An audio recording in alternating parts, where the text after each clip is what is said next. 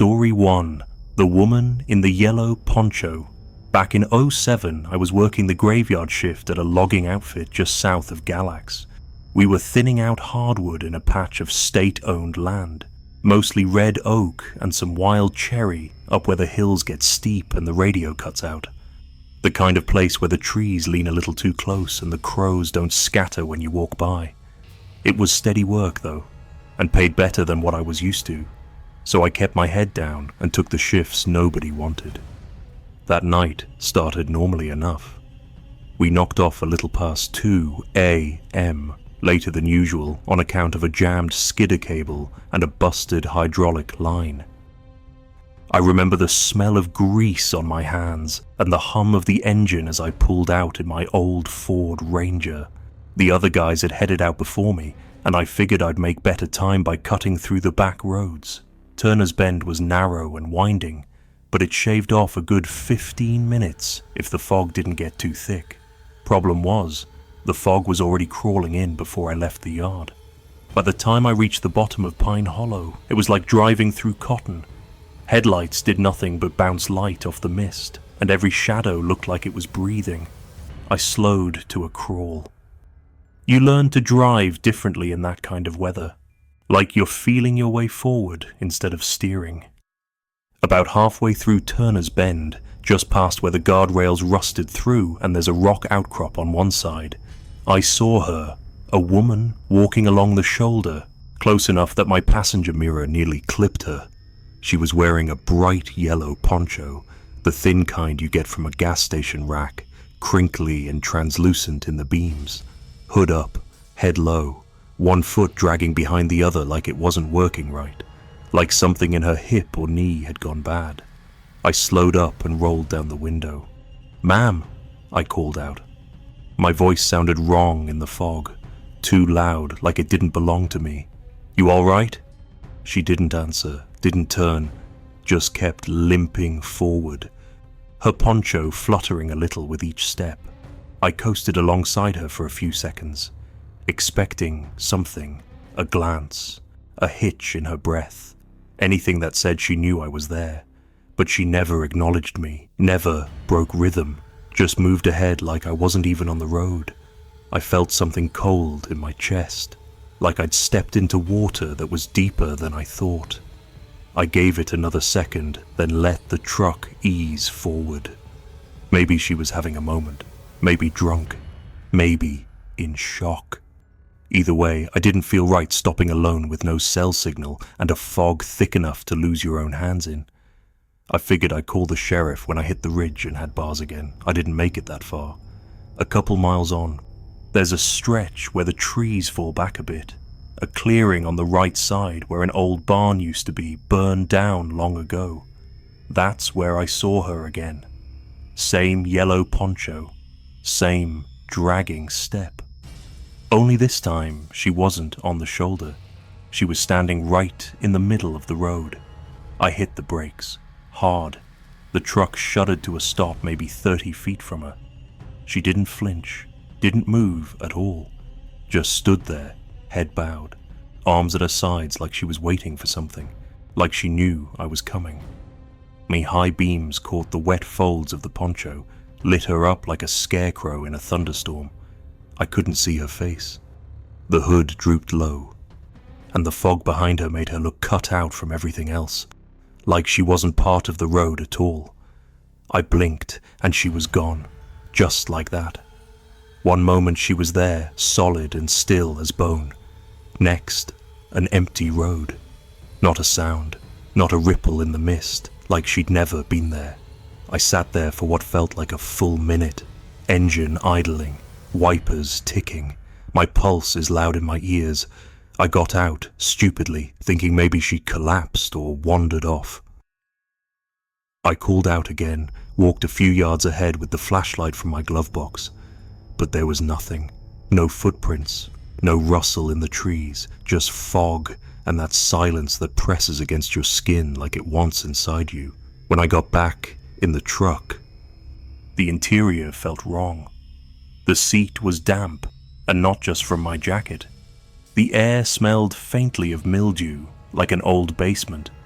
I didn't think much of it then. Thought maybe the window had been cracked, or the weather was getting to me, but looking back, I don't think I brought that smell in with me. I drove home slowly, eyes flicking to every curve, every shoulder. Never saw her again that night, but the feeling stuck with me, like I'd been marked, like something had followed me home without needing to be seen. I didn't sleep much the next day. Called into the sheriff's office that afternoon and told them what I'd seen.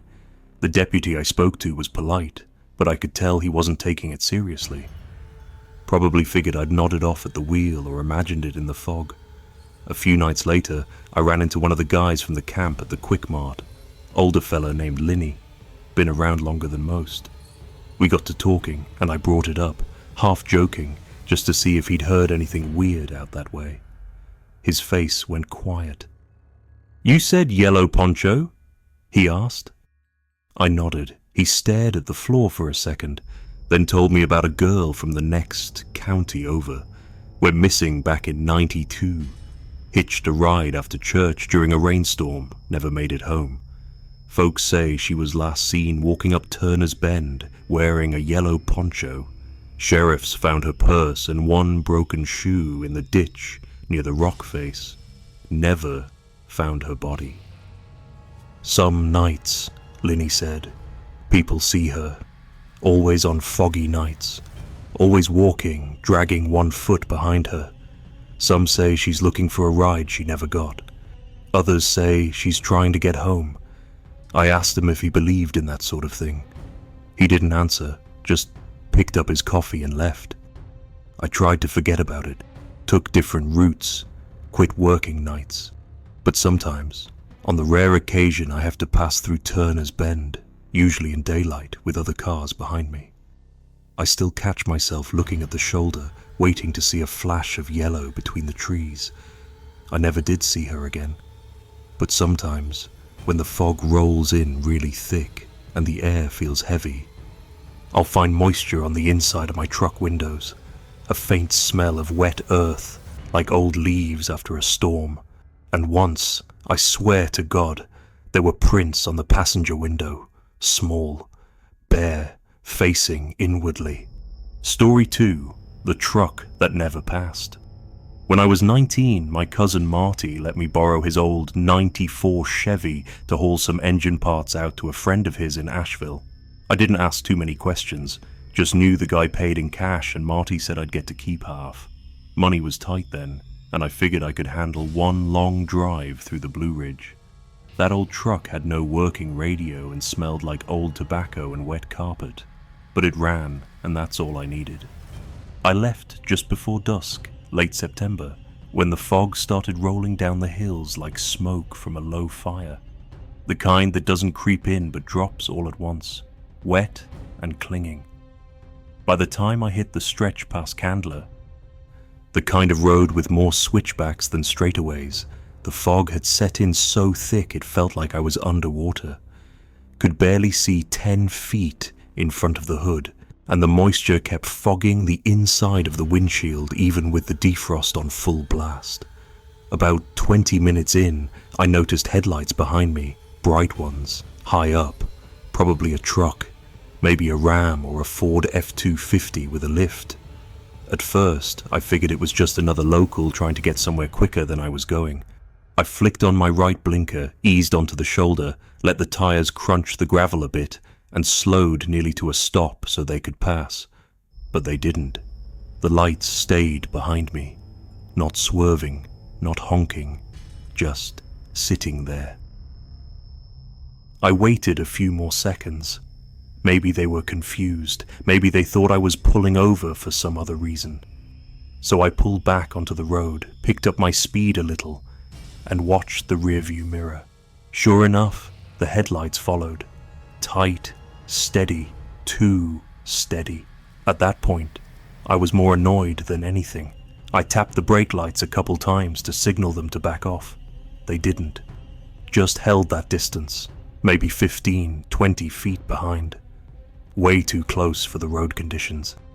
I couldn't make out anything beyond the glare. No plate, no badge, not even a clear outline of the cab. just two unwavering orbs burning through the mist. I sped up. So did they. I slowed back down, trying to make them pass. They slowed too. After a few minutes of this, I took the next left I could find, a narrow side road I didn't know, but figured it might at least break the pattern. The truck followed. Still no horn, no flash, no reaction at all. Just that unblinking gaze in my mirror. There's something different about being followed on a road that has no streetlights, no houses, no cell service. You don't just feel watched, you feel hunted. I stopped again. This time I killed the engine, stepped out. The gravel crunched beneath me, the fog so thick it swallowed the trees whole. The headlights sat there like eyes in the dark, burning holes into the mist. I raised my hand, tried to shield my vision to see if someone would step out. Nothing. No door opened, no movement. No sound, just the low hum of their engine and the wind barely stirring the treetops. I shouted, "You all right back there?" No answer. I took a step forward, then another. The lights didn't move, didn't flicker. I thought maybe they were broken down. Maybe it was someone drunk or lost. The kind of person who doesn't know how to ask for help, but doesn't want to be alone either. But before I got any closer, the headlights shut off. All at once. And the engine too. Total silence.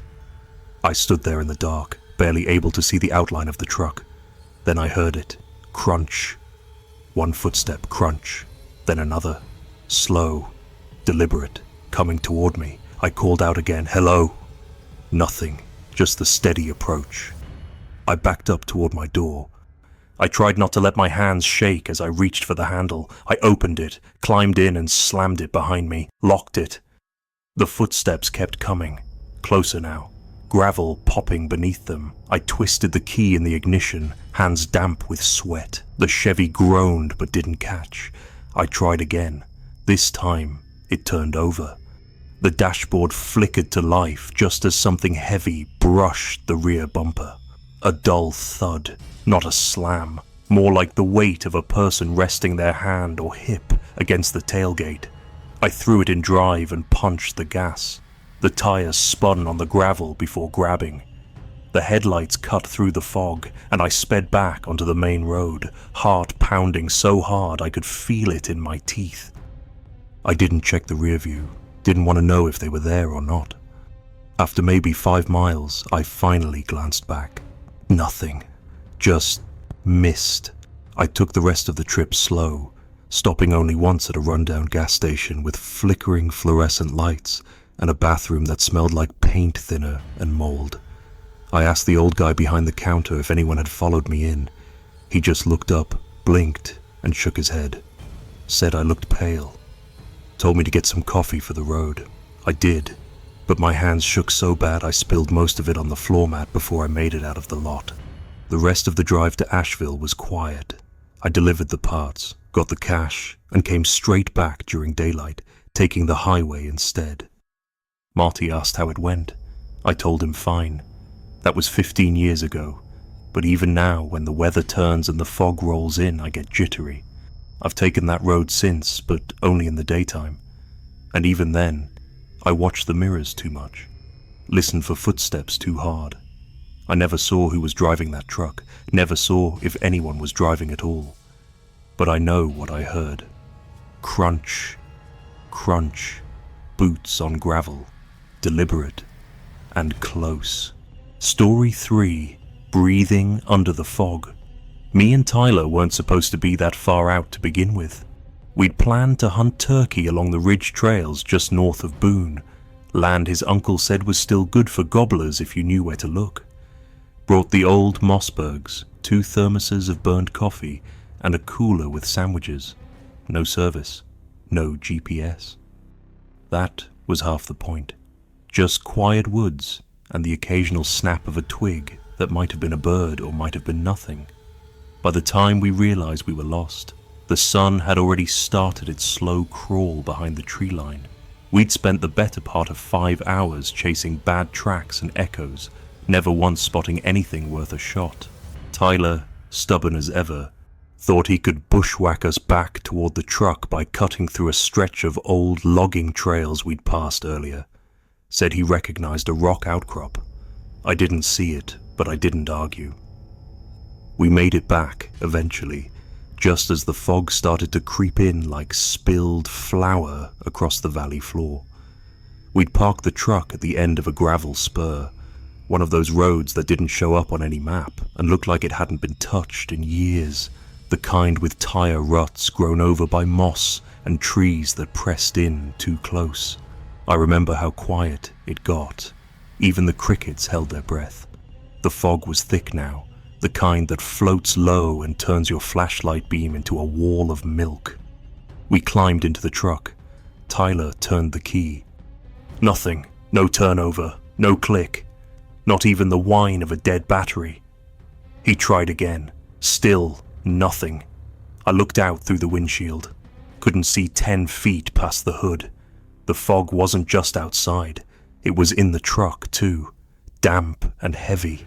Like it had seeped in through the vents, through our skin. The air felt wrong, like the pressure was off, like everything was waiting. Tyler popped the hood and got out. I stayed in the passenger seat, watching him disappear almost immediately into the mist.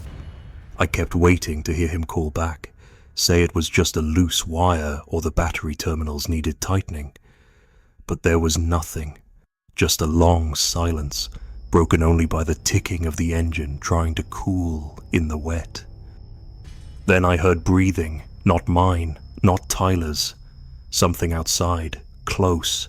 It started low, ragged, uneven, like someone with a collapsed lung trying to stay quiet. I froze. It was to the right of the truck, maybe just past the front quarter panel. I strained my ears, trying to make sense of it, but the fog muffled everything. It wasn't the breath of an animal. I know what deer sound like, raccoons, even black bears. This was human. Almost. But there was something wrong with the rhythm. It didn't match any pace I knew. No fear, no rush. Just slow, deliberate, present. I cracked the window an inch. I regretted it instantly. The breathing got louder, like whoever, or whatever it was, had moved closer. I felt the moisture on my cheek. Smelled something like wet bark and old copper. I leaned toward the driver's side, opened the door, and shouted for Tyler. Got nothing back. Just silence.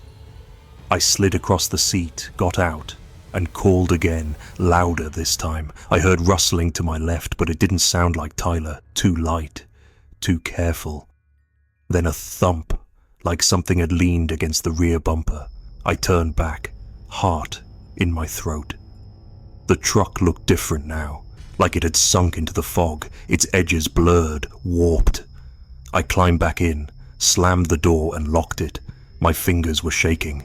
I turned the key again. Click. Then finally a groan from the starter. The engine coughed once, twice, and caught. I flicked on the headlights. Nothing but grey. I hit the high beams. Still nothing. Then Tyler came stumbling out of the fog from the left side, eyes wide, face pale. "Don't say anything," he said, climbing in fast. "Just go." I didn't ask. I shifted into drive and eased forward. The gravel crunched under us, every bump louder than it should have been. After 100 yards, the fog started to thin. Another 100 and we saw the old trail sign where we'd turned off. Tyler wouldn't look at me, just kept his eyes on the side mirror. We made it back to Boone just after midnight. I pulled into a gas station lot and killed the engine. Tyler finally spoke. "When I popped the hood, I heard you call me. I didn't say anything. Said my name, real quiet. Like you were trying not to wake something." I turned toward him. "I never said anything," I told him. He nodded. I looked down. "I know," he said. Then he reached over and pulled the passenger door closed tighter. The latch was half-clicked, just barely ajar. "I locked it when I got in," he said. "I remember locking it. I checked the handle. It was damp. Not just from the fog. Wet, like someone's hand had rested there, and inside, on the glass of the window, were 4 small prints. Fingertips, no smear, no palm, just the tips, facing inwardly. We didn't talk about it again. Not really. Went hunting a few more times that fall, but never back that way. And sometimes, when the air gets heavy and the fog rolls in across the hollow, I think about that breathing, the way it waited, the way it was, like it wasn't lost at all, like it had been there a long, long time. Story 4. Last mailbox on Killian Ridge. I was working for a third-party courier outfit the winter after my divorce, mostly backroad routes around Watauga and Avery counties. The money wasn't good, but it kept my mind busy, gave me something to do besides sitting around the apartment staring at walls that still looked like her. That night, I got sent out toward Killian Ridge, a dead-end holler halfway up the mountain, an old place even locals didn't mention unless they had to. It had dropped to the low 30s after sundown, and fog was hugging the ridges like smoke laid down with purpose. Every pine looked like a shadow, waiting to move. I had 3 deliveries left, and just wanted to get back down to the main road before black ice became a problem. Killian Ridge didn't show up on GPS anymore. Had to go by the printed route sheet and a half-faded map the dispatcher had scrawled directions onto in pencil. The roads narrowed the farther I went. First the lines disappeared, then the asphalt gave way to gravel, then gravel to dirt. Trees on both sides leaned in tight, branches sweeping the top of the van like fingernails against tin. Fog thickened past the second gate. I rolled down the window to check the house numbers, but most of the mailboxes had rusted out or were missing entirely. I finally spotted one, numbered 811 in cracked black paint, bent sideways like it had been sat on by something heavy. The nameplate was missing, just 2 empty screws. That was my stop. I pulled into the drive. Gravel gave way to a patchy mix of dirt and wet leaves. Headlights lit up the outline of a cabin, single-story, wood-rotted grey from rain and time. The porch light flickered to life just as I put the van in park. That part caught me off guard. It had been dark when I pulled in, no movement, no silhouettes, just a porch swing hanging still, and an old couch dragged halfway across the porch like someone had planned to toss it but gave up halfway. I reached for the box, small, about the size of a loaf of bread, and stepped out. The fog swirled low around my boots. Everything was quiet, except for a high-pitched whine from inside my ears, like pressure dropping before a storm. I remember my foot hit the first porch step, and it made no sound, just a soft dip, like the wood gave more than it should have. I placed the box beside the screen door. Didn't knock. No signature needed on this one. I turned back toward the van, and that's when I noticed them. Handprints. Small ones. All over the side windows. Too many to count. Some smeared, some perfect, each about the size of a 5-year-old's palm. There hadn't been anyone on the road. No kids. No people. Just me. I froze there for a second, unsure whether to speak or bolt. I walked around the front of the van. Flashlight shaking in my hand, but there was no one in sight. No footprints in the dirt, just the trees and the fog. I climbed in and locked the doors, didn't start the engine right away. Just sat there with my breath fogging the inside of the windshield, listening. That quiet was thick, no bugs, no birds, no wind.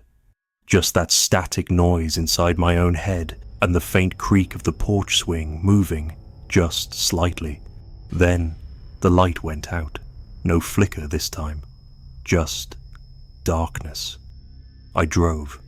Didn't care about the road or the ruts. I backed up too fast, clipped the edge of the mailbox as I turned and sent it spinning into the ditch. Didn't stop. Just kept going until the gravel turned back to pavement. Until the trees gave way to gas station lights down by 221. Didn't think about it much the rest of the night. I told myself I was tired. Told myself the prints were old. Maybe condensation made them show up. But it stuck with me. like a thorn under skin. I couldn't stop thinking about the silence, the way the porch light waited till I pulled in. The box sitting on that porch like bait. 2 days later, I remembered the dashcam. I'd installed it myself after someone sideswiped the van in a Food Lion lot and claimed it was my fault. I popped the SD card into my laptop at home, skimmed through footage of the delivery, pulling in, stepping out, walking up the porch. But something was wrong. The timestamp showed the van had stopped for a total of 3 minutes, 42 seconds. I watched the clip again. I parked, got out, except the camera showed me pausing at the bottom step, box in hand, but when I turned to go up, there was nothing in my hands, and on the porch, clear as day, was the box, already there. I'm already waiting. I paused the footage, rewound. Same thing, I never placed it. I just turned back toward the van, but here's the part that still keeps me up. When I was walking back, you could see something move in the porch swing behind me, just a flicker, like a shadow shifting its weight. The swing rocks, slow, and then stops just before I open the driver's door. That was a year ago. I never went back to Killian Ridge. The company dropped that route a few months later, said too many packages were going missing, too many complaints about things arriving opened or different. Sometimes, though, when the fog rolls down the mountain and the lights go dim, I find fingerprints on my windows. Always small, always facing in. Story 5. Voices in the Ditch. The funeral was out past Mount Mitchell, up near where the road gives up pretending it's 2 lanes and just becomes one long apology etched into the mountainside. It was my cousin's boy who took his own life, and nobody saw it coming. I wasn't close to him, not really, but you go to things like that because you're expected to, and maybe because some part of you feels like not going would make the weight of it heavier on whoever's left. It rained most of the service, just a slow, steady drizzle that turned to fog by the time I got in my truck to head home. I didn't want to take the highway, too bright, too full of cars and people pretending they weren't thinking about the same darkness we'd all just stood under a tent for. So I took the old road, a shortcut I hadn't used in years. One of those routes your uncle shows you when you're young and learning to drive, before the GPS and cell towers took over everything. It started out fine, just trees and the hush of tires on wet pavement.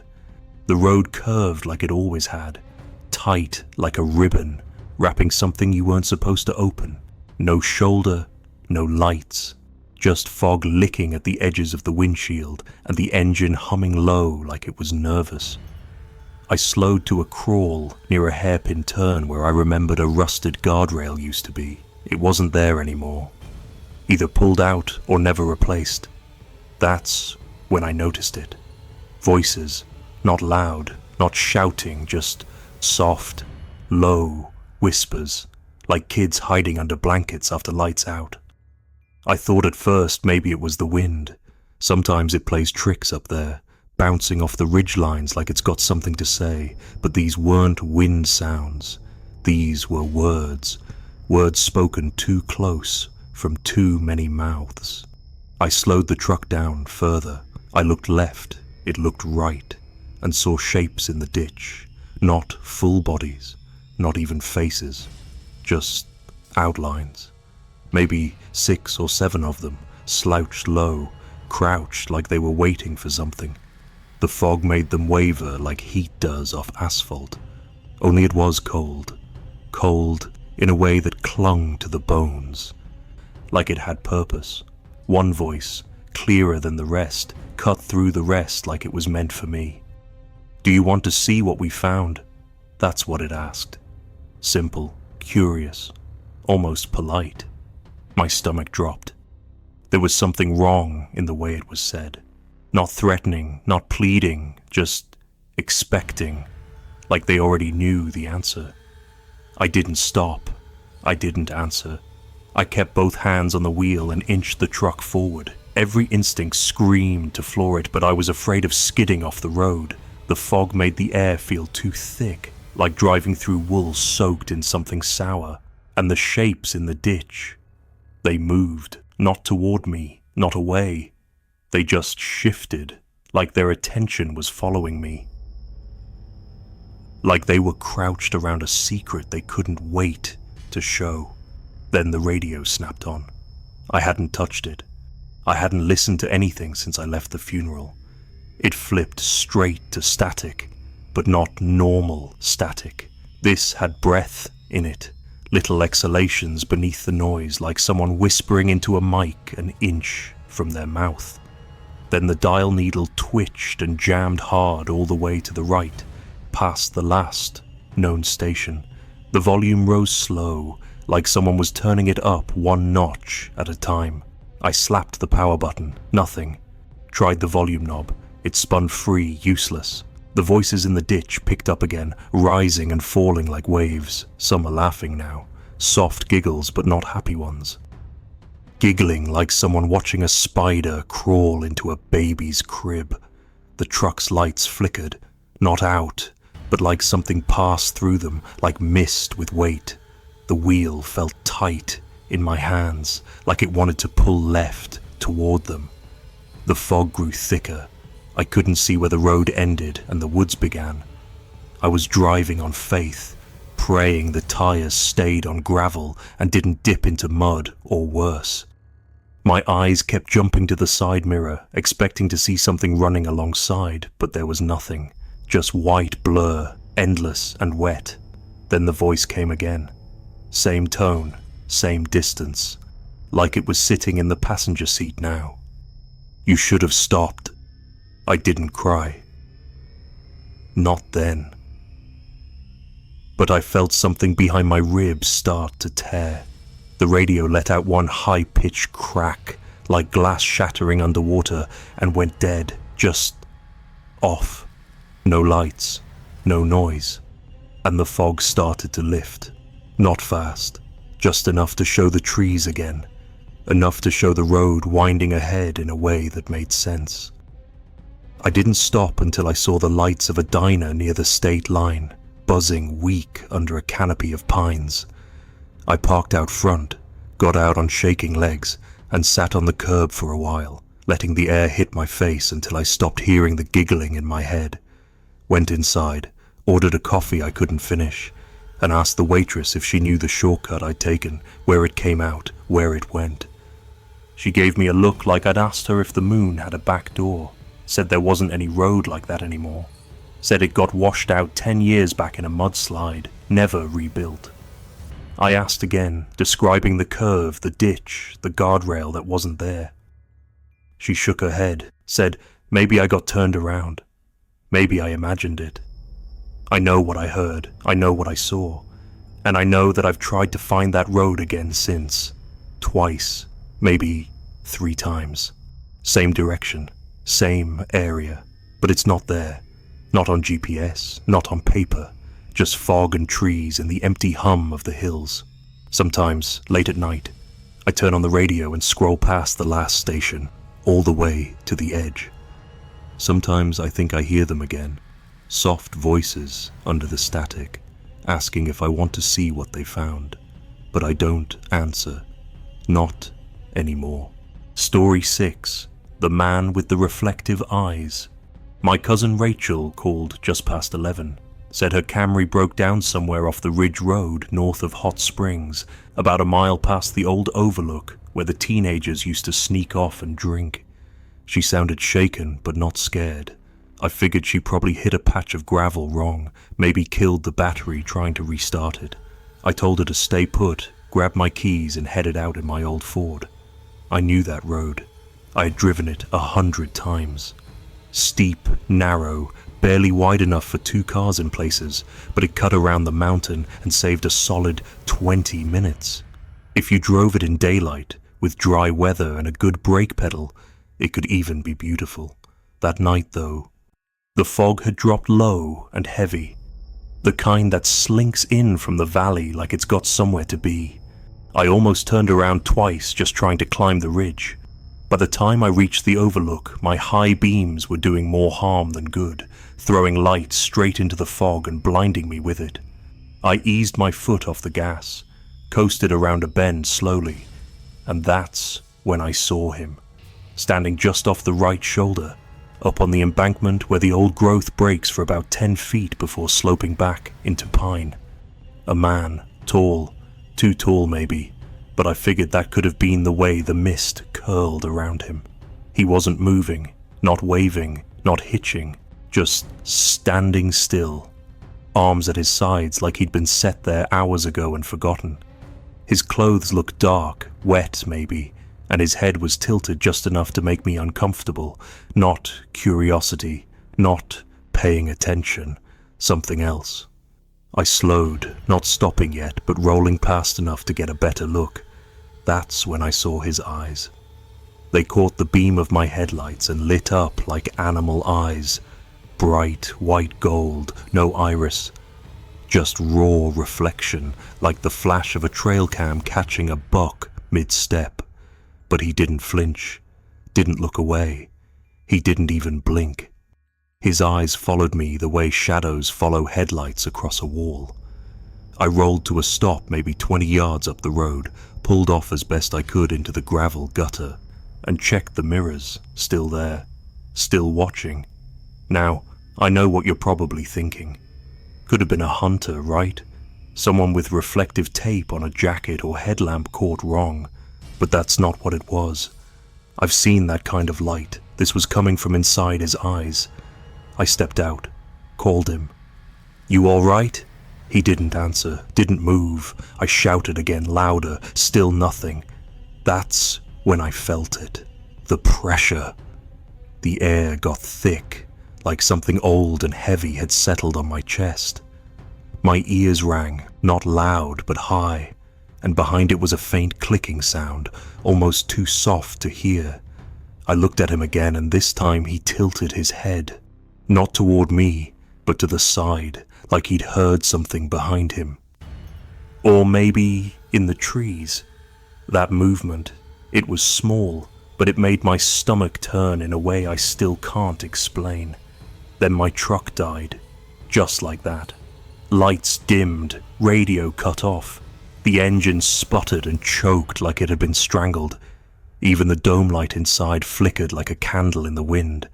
I turned back toward the cab, reached for the door handle, and he was gone.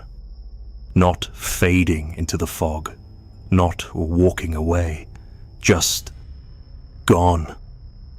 I swung my head left and right, squinting into the mist, heart pounding now.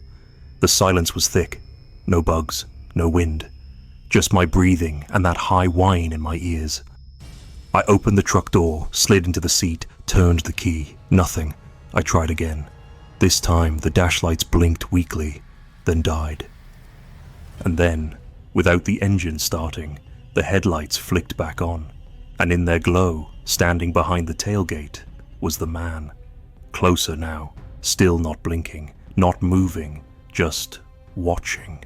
His eyes reflected back at me through the mirror. And for a split second, I felt sure he wasn't looking at me.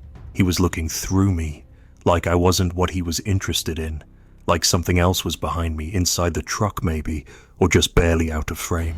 I turned the key again, harder this time.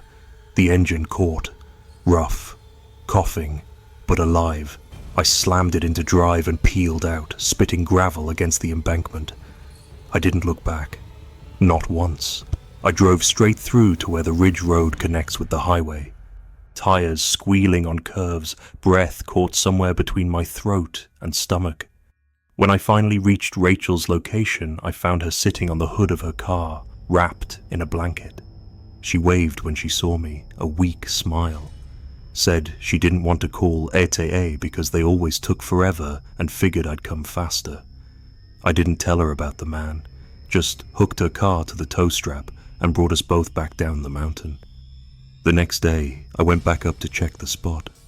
I couldn't help myself. I wanted to see if I imagined it, or if maybe there was a coat caught in a branch or some gear left behind by a hunter. But when I reached the bend near the overlook, the road was dry. No tire marks, no footprints. And the embankment? It looked untouched, not even disturbed leaves, but off to the side where I remembered seeing him, there was something nailed to a tree. An old reflector, just a circle of cracked glass, weathered and rusted around the edges like something that had been there decades. Nothing around it, no trail, no marker, and directly beneath it the brush was pressed down, like someone had been standing there, still, watching, waiting. I haven't taken that road since. Not because I'm scared, not exactly. It's because every time I close my eyes, I can still see those reflective eyes staring past me, searching for something I don't think I want to understand. Story 7. Where the road loops. Wrong.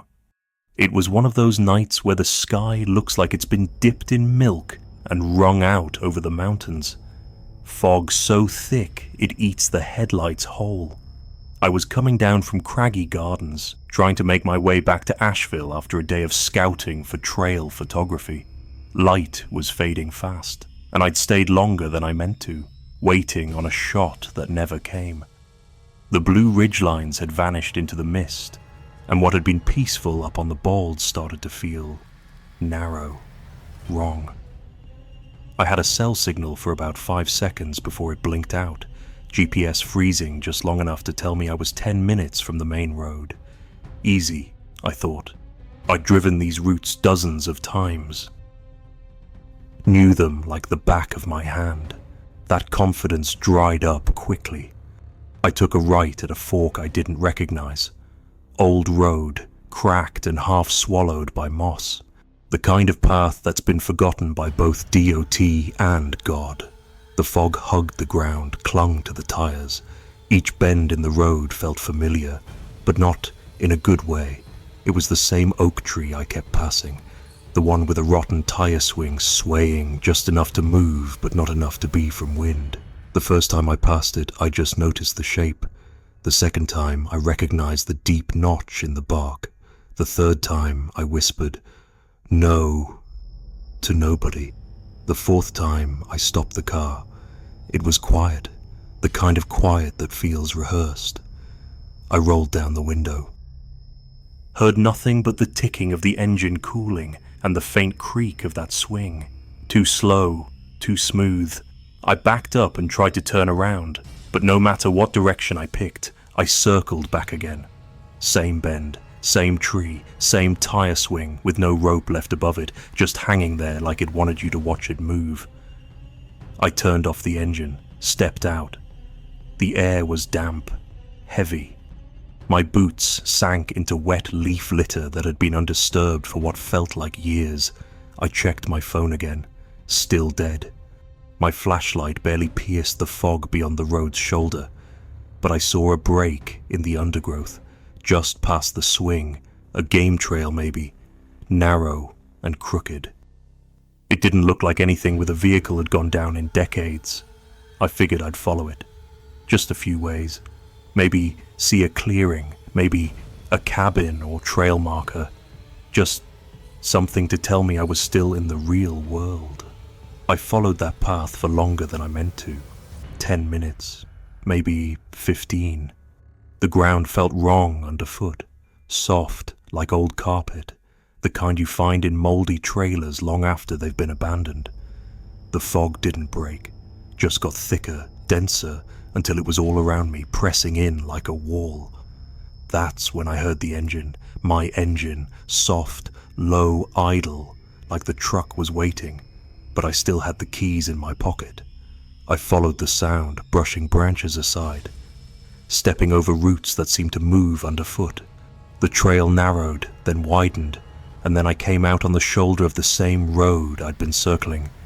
There was my car, engine running, headlights on, and the driver's door is wide open.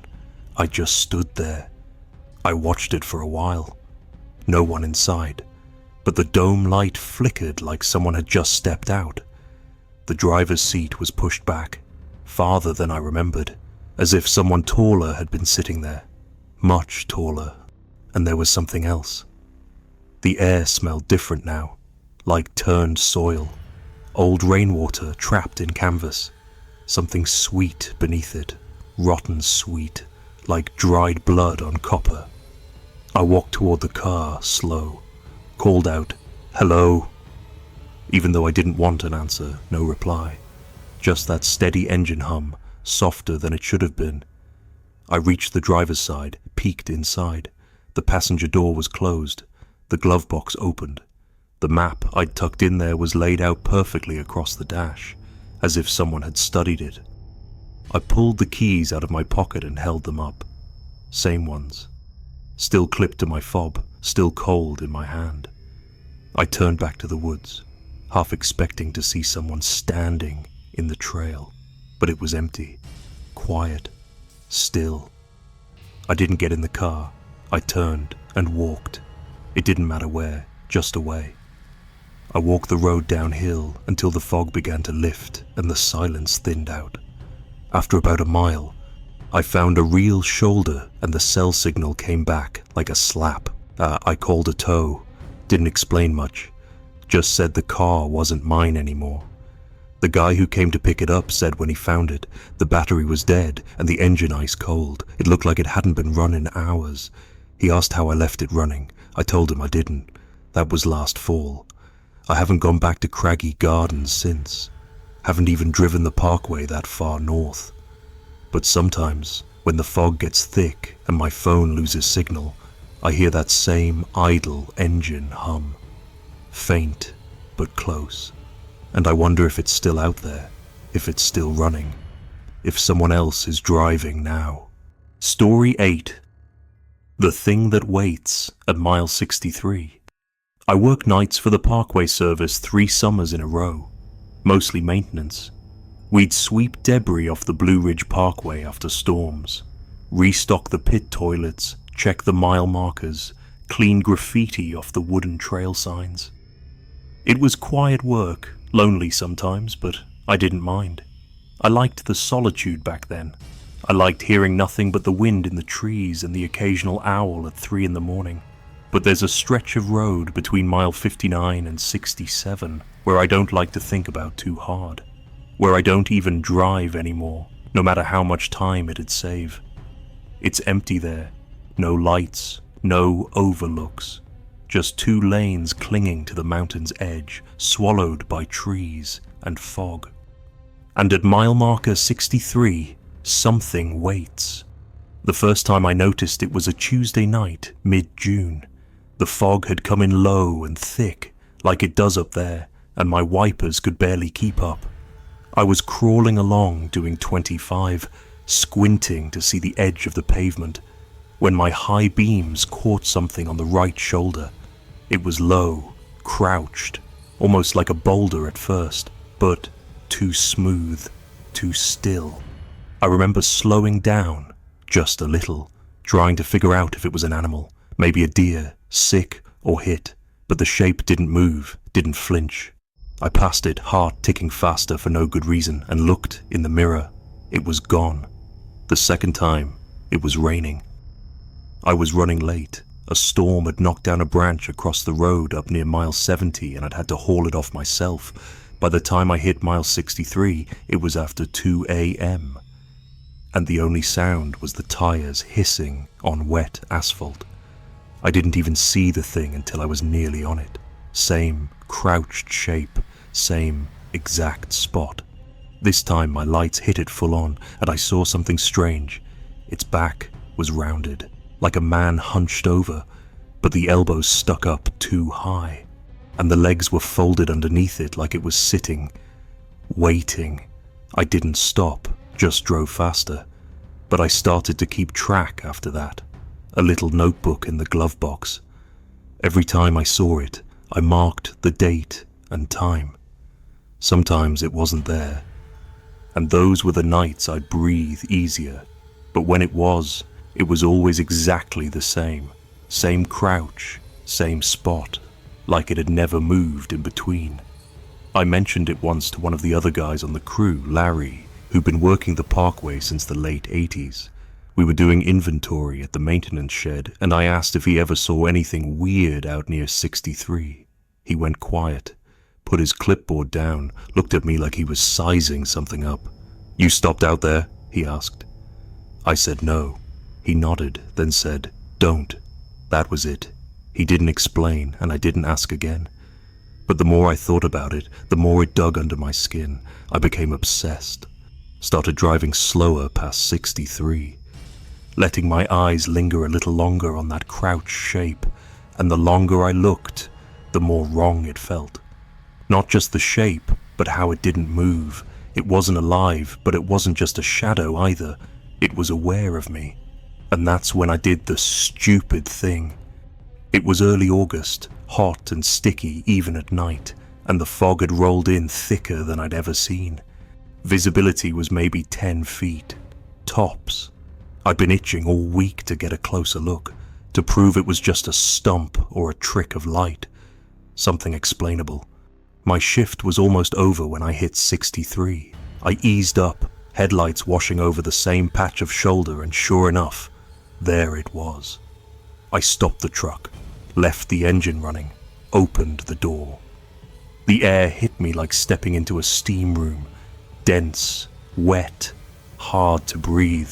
I took 2 steps onto the pavement, flashlight in hand. The fog swallowed the beam.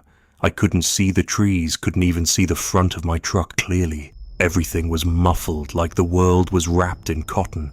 I turned toward the thing. It hadn't moved, still crouched, still waiting.